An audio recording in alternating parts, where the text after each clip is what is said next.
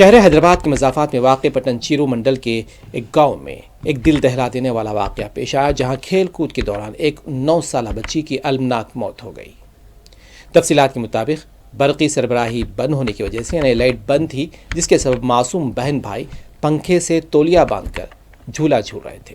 پنکھے کا سوئچ پہلے ہی آن تھا، اچانک برقی سربراہی بحال ہو گئی، یعنی کہ کرنٹ آ گیا، لائٹ آ گئی، پنکھا چل پڑا اور تولیہ گھومتے ہوئے بچی کی گردن میں سختی سے لپٹ گیا۔